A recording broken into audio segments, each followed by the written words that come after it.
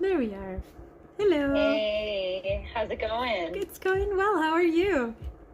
I'm doing okay. Yeah. Trying to stay cool in this heat wave up where I'm at. So, yeah. How hot is it over there? We're still in the 90s where I am. Oh my so, gosh. and I don't have AC, but you know what? How it's always been. So we survive. You're a trooper. Yeah. Is it hot where you are? No, I live in a very unique climate. We call it the Twilight Zone here because all around us it's hot, but here in this town it stays. I want to say it's like. No, baby, not right now. I'm working. No. I'm working. Mom, wait. Yes. Only something. I told you I'm talking right now, okay? So you need to wait. You got your snacks and everything. I love you. Now I need you to go play in your tablet for a little bit while mommy talks, okay? Go please. This is mommy's time. Thank you. Get out of here. It's probably like 64 degrees over here. No, actually today it's a little warmer. It's probably 72, somewhere around there. Sounds like a coastal town, like Yes. that temperature where it's cooler and everything else around it is hot. Yes, it's Crescent City, California. So it's the very tip of California going to Brookings. Sweetheart, please turn that on. Hi. Turn that on. Yeah. Thank you, please. Don't mess with that. I'm amazing. I need you to go play in your playroom, okay? And that is very nice that you say that. You're amazing. You want it? Not so high. Hey, A little bit less. you wanna? Yes. Okay. And this one or this one? This one? Don't play with it anymore. Thank you. This is cold. That's so sweet. Just walking around saying, I'm amazing. That's such a good affirmation, though. Yes. So he remembers So it how from have you- last year. Yeah, right. It's a good reminder. So, how are you? What's new? What's been going on this last week? Do you have any give any more thought to what we talked about last week? You know, starting to prepare. Possibly diving into Yes. some of these things. To be quite honest with you, I read very little of the article. I was rushing up on it right Fine. now too. But it's been on my mind the whole week. I'm like, I need to make some time to sit down and read that article. But I'm gonna continue reading it, even if I didn't finish it just yet. That is okay. That is okay. But yes, for sure, I definitely wanna proceed with it, move forward with it. And I'm not, I mean, I guess I'm a little nervous about it, but I think once I'm in the process, I'll be okay with it, and I'm fine. Yeah. I got this. Did you? Yeah. Hey, you do. You do. Did you think more about? I know you had talked about. There was anxiety and nervousness about it. Does that seems to have faded a little bit? Yeah. I think so, a little bit. I'm in a good place. I'm in a good mood these days.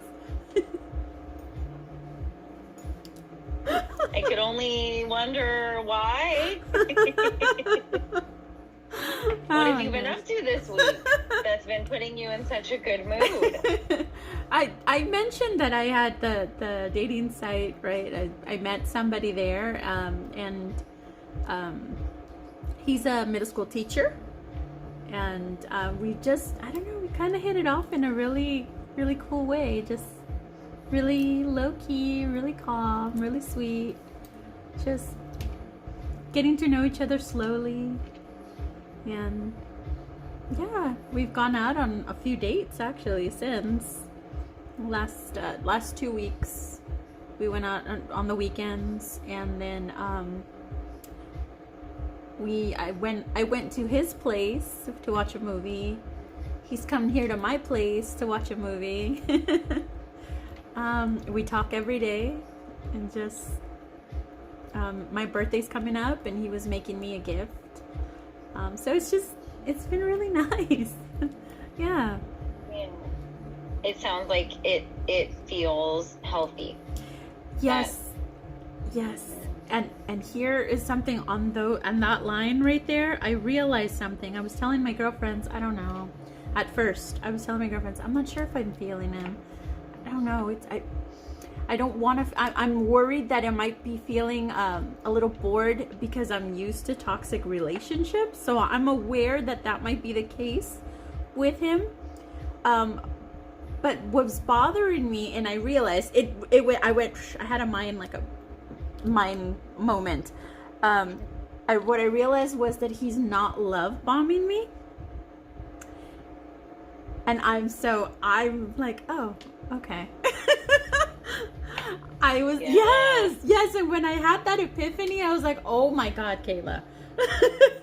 That's what I've been used to with all other relationships, the love bombing, the feeding my ego and my need for that love. And so he's not doing any of that, and I was like, oh, okay. But he's been so nice. He's a nice person. So I've had to kind of rewire my brain to say this is a good thing, and the way we're going about things is new for me, and I'm learning as I'm going. Absolutely. Yeah, I think you hit it on the head. That makes total sense, that maybe you were feeling bored because you're used to so much. The love bombing, exactly. Love bombing, it's very high intensity, right? Yeah. And passionate and connected, and yeah. And so to not feel that, like whirlwind almost, right? Like you're kind of trapped. It's like a tornado. You're just in it, and eventually everything crashes, right? Right. And so a healthy, or what you deem as healthy, is going to feel and look a lot different. So I think something for you to even be aware of as you move forward is, because you are used to the chaos, right? Because you are used to the toxicity, I guess you could say. Yeah. Sometimes people like to recreate that because that's what they've known, and that's what they're not used to, the quiet, calm. I think I've done that. Healthy. Yeah. I think I've done that. That hits home when you said that. Yeah. Mm-hmm. Have you've done that in past relationships where it's been kind of calm, and then you're like, this feels weird. Let me, not like you don't consciously do it, right? It's very unconscious, but that's what's going on. You know what? It's very unconscious, but at the same time, as it's happening, I think to myself, I created this in those moments. Like right after that it happens, and I'm analyzing why it happened. I'm thinking, I started this. I created this. I didn't have to go about it this way. So I want to say that I've done that. Yeah. I see. Yeah. And since you've been able to have those reflections, have you done it again after that? Do you notice that you still continue to do that? No, I haven't had an opportunity, I don't think, since those moments, but at least I'm mindful of the fact that I've done it. So I'm trying to just kind of go with the flow. I'm doing things that I've never really done before with it, which is kind of take my time with everything. Like, take things slow. That's slow. Not something you're used to doing. No. I haven't even slept with this guy. And it's just, we've had those moments where we're like close, and we've kissed and we've held hands and things like that, but I have it's not there because he hasn't been love bombing me. So we're both really comfortable to just get to know each other, and he says he's fond of me, or he's told me he likes me. Those are the things that he says, and I appreciate that, but for sure by now, someone that's love bombed me would be like, I have these feelings for you, and this and this in the future, and all of that. So yeah, it's a new experience. Jeez. Do you feel some, I guess, do you miss that? Do you wish that he was doing that? I don't wish it, because I know that's not healthy, and I need to learn to adapt to this, because I think this is something that can possibly be something real and something healthy. But I do miss a little bit of it. I do. I have to say that I miss the excitement of it. But then I have to remind myself that wasn't real. That was all an illusion created by people that, you know, were unhealed. So I need to nip it. That's what I tell myself. No, that's a beautiful way to put that, actually. To phrase that as it is an illusion in a way, right? Yeah. And yeah, doing something new and doing something different can be scary, and you might doubt yourself or you might have second thoughts, but you know, nothing's wrong with a slow burn. Yeah. And, but it's, as long as you're feeling that there's green flags, I guess you could say, instead of red flags, then that's what I would hope for you. So far, so good. Yeah, he's bipolar. Excuse me, he's bipolar 2. Ironically, that's right. But he is medicated. He has a psychiatrist, and he's aware. He's a pretty responsible person. So we've talked. I'm very direct. He's a Libra, so he tells me you have to make the decisions, because I'm just gonna bounce back and forth with this and get stuck. So he's like, I appreciate a strong, confident woman that takes charge. So so I'm like, well, that's kind of me. So he likes, I can do that for you, no worries. Yeah, no problem, buddy. Since that is, I forgot about that. Do you have any worries or fears around his mental health issues and how it will interact in the relationship? I do. However, just the more that I interact with him, and I'm very direct with him, I ask him questions. I'm sure. Yeah. I'll ask him questions that are either kind of in the forefront of my mind, or I feel like he didn't really answer because of his little ping-ponging thing. So he likes that I'm direct, and I've asked him some questions about, you know, his medication. I've asked him some questions about his past. He's very open and very forthcoming. He says he's an open book, and he talks a lot. So I've listened to a lot of his story and what he's endured in order to get to where he is.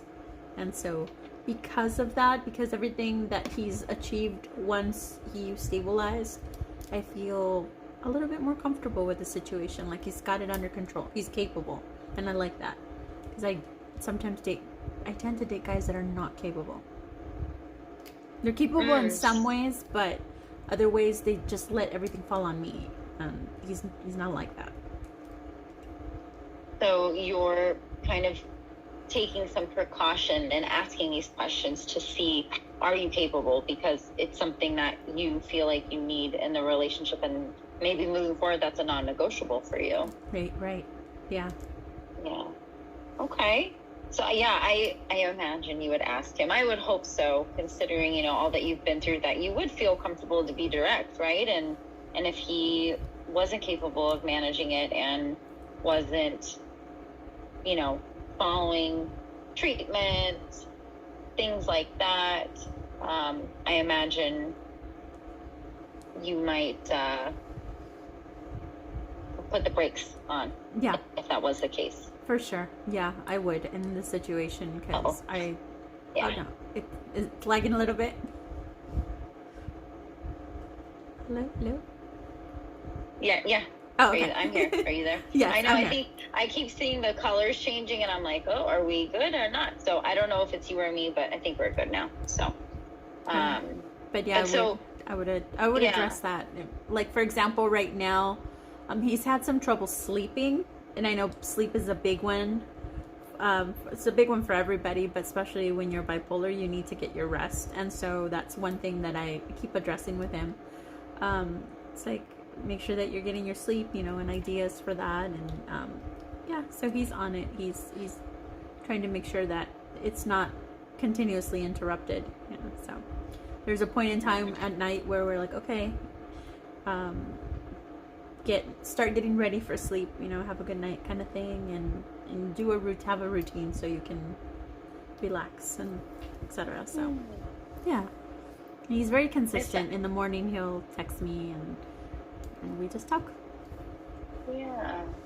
Yeah, and I can see how helping him with something like that is as simple as a nighttime routine. Your presence can be calming, and I can see how probably in your last relationship that, was how you really probably helped him, right? And I hope at least for you that you don't feel like you're in that helper role in this, even though you're just dating, right? But just that you don't take on that role too, Right.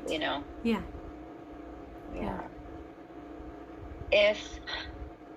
Because you're feeling really good right now, right? Things are going well, and you're just it's a slow burn, just getting to know each other. If something were, because there's no love bombing, I'm wondering if things weren't to work out for whatever reason, just hypothetically speaking, do you feel like it would really impact you?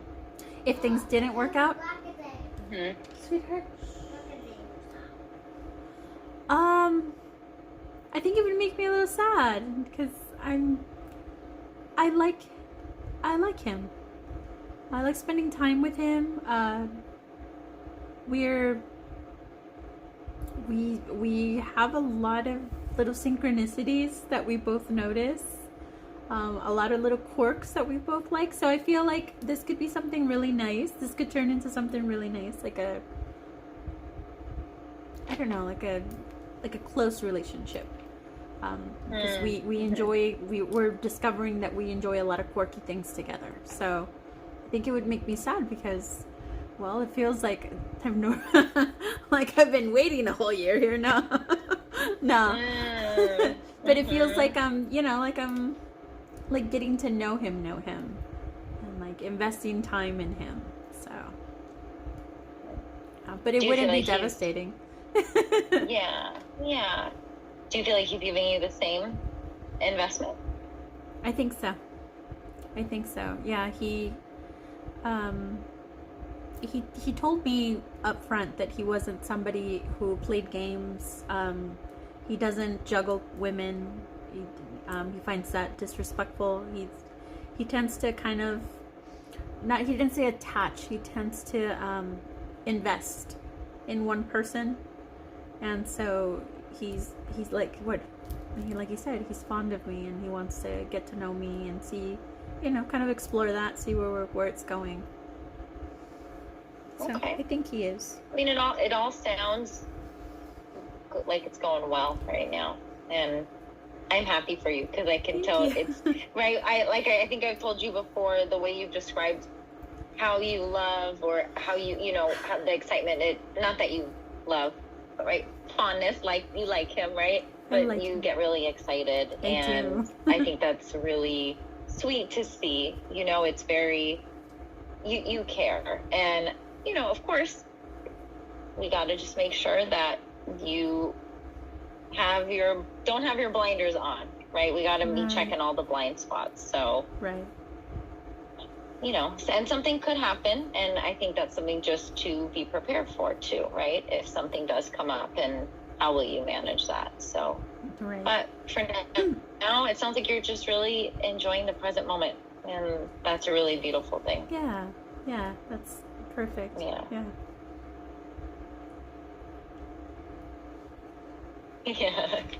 All right. So I know last week we had talked about you taking some time to think about, right, what might be the challenges or the fears or worries you have about starting to talk about some of these childhood things, right? Did you want to share any more about that, or did you have any more thoughts about where you would like to begin, even? I think I was thinking about it, just kind of going through the ones that are popping up for me, and the moments that are popping up for me, and I think maybe we should probably start with some of the earlier memories that I have, versus some of the older ones. I think maybe like in chronological order. I'm not sure. Okay. Yeah, for some people, it can be helpful to do it chronologically, right? Start with the earliest, the ones that you can remember, and moving forward. Sometimes for folks, it's maybe there's more traumatic ones that had happened later in life, Okay. and that's something we can start there too. But really, I would kind of like to leave it up to you to feel like sometimes folks like to talk about, like, very briefly in a sense, a timeline. Like, here's all these different things that happened to me, and then go after being able to list them out, maybe one might stand out. Or if you just want to start with the first one and we dive into that one, and then we would just move on as, dive into the next and go each one after that. Okay. Are you? I'm sorry. Don't tell me there's people feeding the dog again. No, there's a couple walking around talking to my dog. Like, I've never seen them before.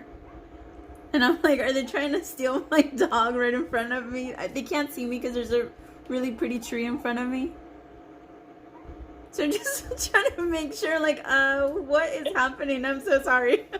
They're leaving. No, that's important. No, I would say tend to that first. Like, I think maybe they're new in the neighborhood. Yeah, it was interesting. They just walked up and looked across the street at the other dog, and then they came over here, and I'm like, oh, what is that? What's happening just now? Nothing ever happens in the street, and then all of a sudden, every time we have a session, something's going on. Uh-oh. So just some quick background about trauma. There's big T's, what we call big T's, and little T's. Yes. So have you heard of that phrase before? Yes. Okay, perfect. So as you can see, right, maybe some of these big T's apply to you, not these ones necessarily, but maybe those are some things in your childhood experience, teenage experience, adult experience, and then small T's, right? Things that can happen repeatedly, right? Traumatic breakups, relational traumas, I think, right? That's what we've talked at length about. Yes. But of course, right, like parental abuse as well. Yes. So both small T's and little T's, they're equally as important. One is not more important than the other. One is not more traumatic than the other, right? They're just, and like it says, small T's might actually be more debilitating in the long run because it can happen repeatedly, right? This one, I like this. This is, let me try to zoom out a little bit more. So trauma symptoms. This just basically describes what we see as hallmark symptoms for PTSD. And so this wonderful artist calls it the heads of Hydra. Nice. And so, as you can see here, flashbacks, insomnia, all these different things, even memory loss, shame, panic, and then the typical anxiety and depression and addiction. And disassociation. Are you familiar with disassociation? I am. Okay. Yes. Let's talk about that maybe really quick. I am glad that came up. Tell me more. Why? You gave a little, yeah, I'm so familiar. I feel like a big portion of myself, of my, just, I do it a lot. I want to say I do it a lot. Even on like a daily basis, I kind of just, I don't know, I tend to zone out from where I am and just go to my, some nowhere place. I don't know. Okay. Yeah. I'm really glad this is coming up.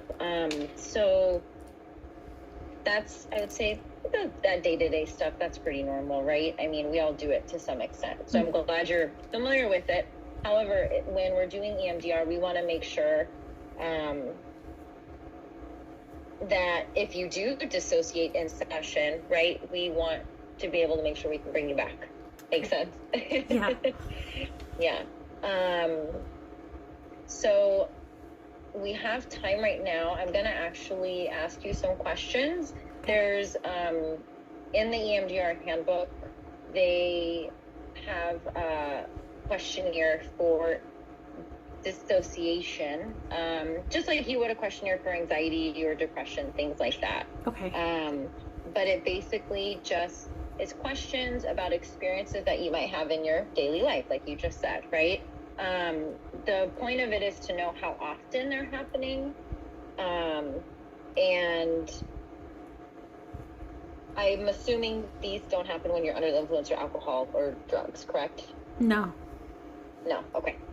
Right, because obviously you could dissociate when you're high or, using a Complete hallucinogenic, dissociation, yeah.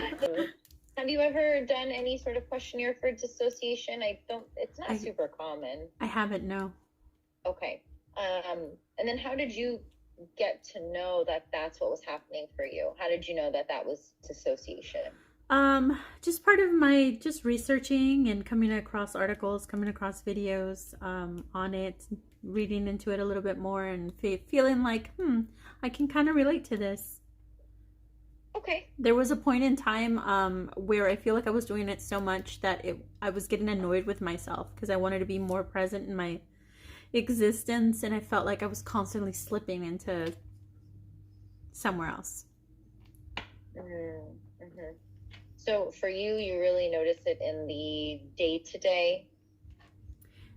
These days, yeah. I've noticed it in like traumatic situations that I definitely I go, when it's traumatic enough, I've noticed that I go numb. And the last time that I went numb, completely numb, that I didn't feel anything, it scared me because, well, it didn't scare me. I just felt like I should have been scared at that time because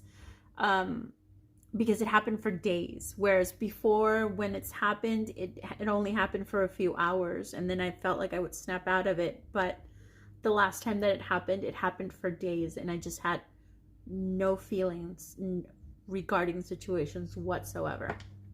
Nothing. And that's so weird for me because I'm an empath. I feel everything. How long ago was this last time? I want to say it was last year when I started, when that partner with the sex addictions kind of broke his silence and told me everything that was happening with him, and I just kind of went into shock. And then not too long after that, I just went into this nothingness, and he noticed it. He was really upset about it because, it wasn't like me to be that way. Mm-hmm. Yeah, and so, like you said, you didn't feel scared in the moment, but definitely reflecting on it now, after the fact, it was scary. Yeah, I remember thinking to myself, well, I should be feeling concerned about the fact that I'm not feeling anything right now, but I don't feel anything. Mm-hmm. Yeah. Okay. That's going to be important for us to flesh out a little bit more. This questionnaire might help with that. Okay.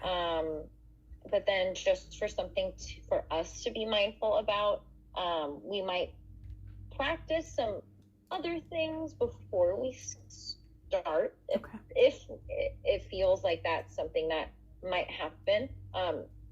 Dissociation doesn't like disqualify you or anything from doing EMDR. Okay. It's just in a way sort of I don't even want to say a risk factor. That doesn't quite make sense, but it's just, hey, let's be aware, if Kayla might dissociate, and we're going to need to have a protocol in place in case that does happen, right? Because especially with telehealth, it's much different than me being in the room with you if you dissociate, right? Gotcha. Yeah. So definitely is important. And I know, just even probably what we were going to get started with today, just briefly talking about maybe identifying just what that first memory was. I'm sure that wouldn't probably cause you to dissociate today, but it's important that we make sure we have these steps in place, okay, just like we practice Flower Island, right? Okay. And making sure that is something we can pull from. Sure. So that way, if something does happen in session, that way we know we both or at least I know how to cue you, right, and be able to bring you back. And Right. there's no saying that is even going to happen, right? But it's important to know that if that's something you are more susceptible to, I guess, right? Okay. So the questions that I'm going to ask you, I want you to rate, I guess, how often it happens to you. So you could say the questionnaire itself honestly it has 0% to 100%. Okay. So if that's easy for you, you can tell me 50% of the time, 80% of the time. Sure. So some people have the experience of driving a car and suddenly realizing that they don't remember what has happened during all or part of the road trip. How often does that happen to you? 60%. Okay. Some people find that sometimes they are listening to someone talk and they suddenly realize that they did not hear part or all of what was said. You keep laughing. Oh man. How often? With most people, I'm gonna say 60%.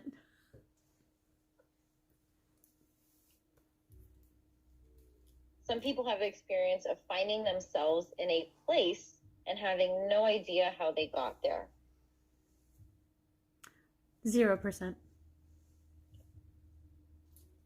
Some people have the experience of finding themselves dressed in clothes that they don't remember putting on. 0%. Some people have the experience of finding new things among their belongings that they do not remember buying. 10%. Okay.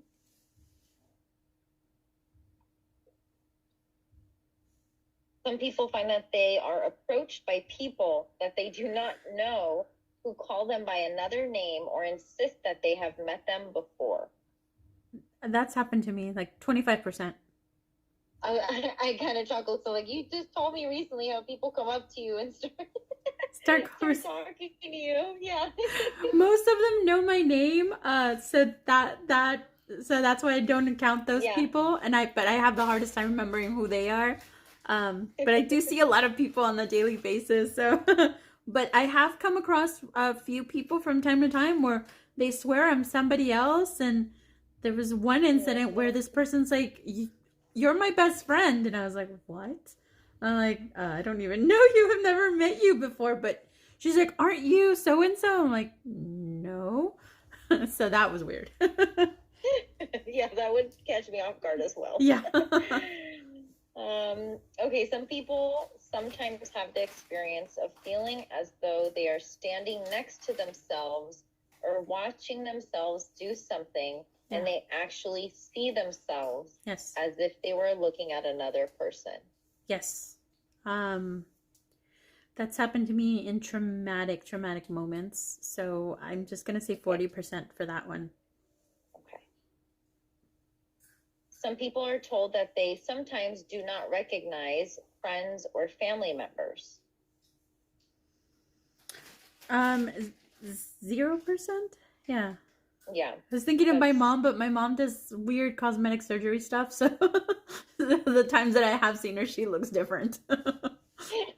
Fair. That's a fair reason. Some people find that they have no memory for some important events in their lives, like a wedding, a graduation. I'm going to say 60% on that one because I tend to forget key things about past relationships and past things in my life. And other people tell me about it. I'm like, are you serious? I forgot about that. Or just erase them from my mind altogether. Got it. Okay. Some people have the experience of being accused of lying when they do not think that they have lied. No, 0%. Some people have the experience of looking in the mirror and not recognizing themselves. If I stare at myself, I start looking weird to myself. So I'm going to say 50%. I get that. Some people have the experience of feeling that other people objects and the world around them are not real.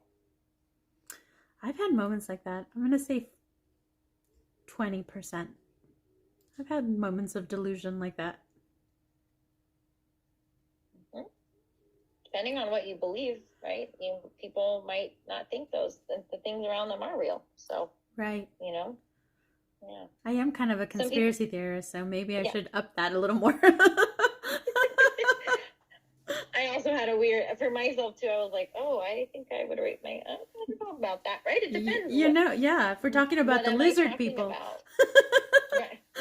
Yeah, or right now with all the UFO stuff that's going on in the courts right now. Exactly, all our interdimensional buddies. Maybe I should up that one. Right? I'll join you on that. Some people have the experience of feeling that their body does not belong to them. I'm going to say 20%. I've been there. Some people have that experience of sometimes remembering a past event so vividly that they feel as if they were reliving the event. 60%. Some people have the experience of not being sure whether things that they remember happening really did happen, mm-hmm. or whether they just dreamt it. 60%. Some people have the experience being in a familiar place, but finding it strange and unfamiliar.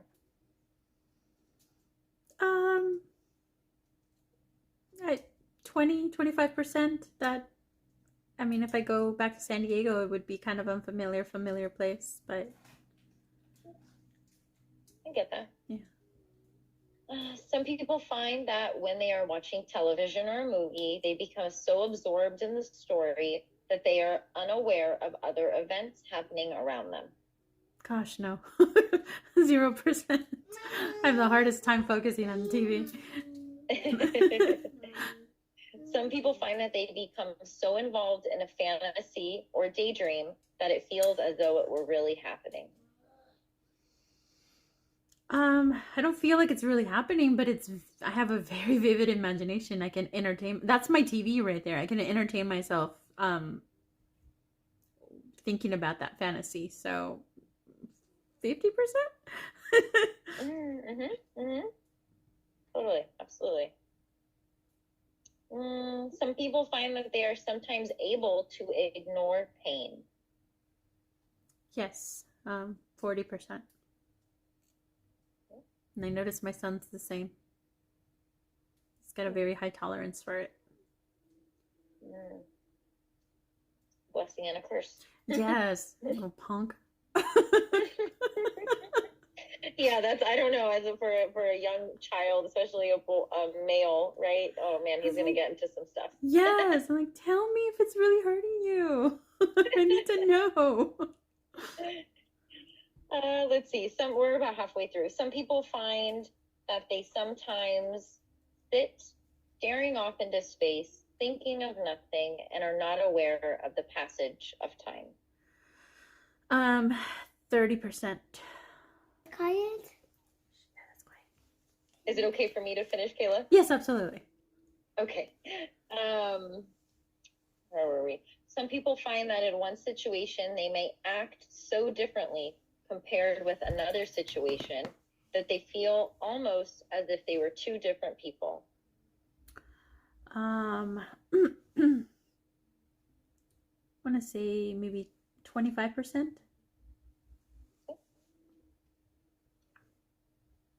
It's got about 5 more. Okay. Some people sometimes find that in certain situations they're unable, sometimes people find that in certain situations they are able to do things with amazing ease and spontaneity that would usually be difficult for them. For example, sports, work, or social situations. Can you say that again? Is that under hypnosis or something? Some people sometimes find that in certain situations they are able to do things with amazing ease and spontaneity. Yeah. Yes, I'd say And that would be usually difficult for you, but in some situations you can just I can just do it. be Yeah. a rock star. Yeah. It's happened. It's from time to time. So I would say 20%. Okay.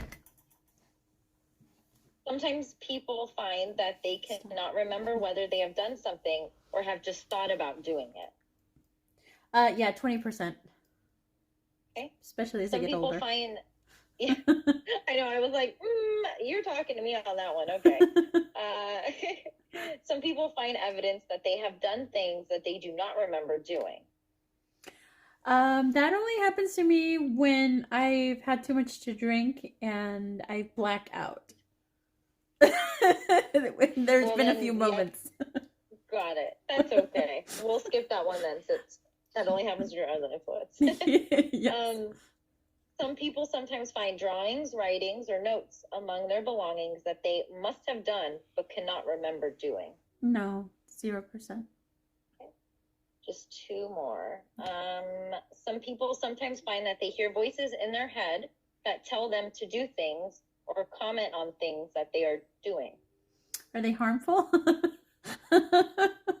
Does not specify. I call that my intuition. I don't know if they're not like people voices, but it's more my intuition telling me like, hey, stop doing that. So I'm gonna say 60% on that one. Yeah, I understand what you're saying. Last one. Sometimes people feel as if they are looking at the world through a fog, so that people and objects appear far away or unclear. Oh, that's happened to me. Yes, during moments of trauma that I'm very upset, I feel that. I feel like there was something that I call a camera effect happened to me with that person with the addictions. So I'm gonna say 40% on that one. Okay, great. So yeah, some of these questions, there's some questions that we like to look at more than others, and from what I'm seeing, yeah, I think I don't. Sorry, there was a noise outside my window. I'll have to do some scoring, but from just what I'm looking at, it might be important for us to just do, if not practice Flower Island again, but if there might be other tools we might use. And again, there's no, like, I don't want, again, to scare you, right? There's no, I'm not saying that you are going to, right, during this process. Sure. But if it's something that you've experienced before, whether it's in your day-to-day or, like you said, during those traumatic experiences, it's just something for us to be aware of and be mindful of and to prepare. So next week we can kind of talk more about that. Okay. If you have time, if you have time to finish looking through these wonderful artistic drawings that Lord knows I cannot draw. And if not, then we can go over those and I can explain more in detail each page together. Okay, yeah, but definitely. If you have time, again, yeah, look through it. I think I sent you another link as well. That's like more of a little bit of like an article kind of. Yes. Specifically geared towards clients who, you're going to go through EMDR. Here's kind of what to expect. Gotcha. Yeah, that's the one I was reading. Okay, yeah. And this one does, as it kind of goes through how trauma happens in the brain and what it looks like, it then does go through the EMDR phases. So we can kind of talk more about that just so you have a better understanding of what you will be doing. Okay. But I know we're out of time and I just want to be mindful of that. So I know we took up some time doing that questionnaire, but it is important and I'm glad that came up. And just something for you to just be aware of, as you move about, especially in the day-to-day. Not something that, you need to change or anything like that, but it's good to note if it does happen to you over this next week, I'd be curious if you can come back to session and let me know if you're able to I guess how you say, kind of snap out of it, right? Okay. And Yeah. how you do that. So like Okay. if you have certain coping skills, mantras, like something, tangible that you do to help you kind of snap out of that, that would be important information for us, because maybe that's something we could use in session, if that makes sense. Okay. Okay. Sounds good. Okay, sounds good. Well, it was good to see you again. I look forward to seeing you next week. And if you, Same. Thank you. I hope you enjoy your time with your friend, and Thank you. and time, and he can have your attention now, so you can go enjoy time with him. I hope you cool off over there and made a new fan. Thank you. I appreciate it. I'll see you next week. Okay, Kayla? See you next week. Okay. Bye-bye. Bye.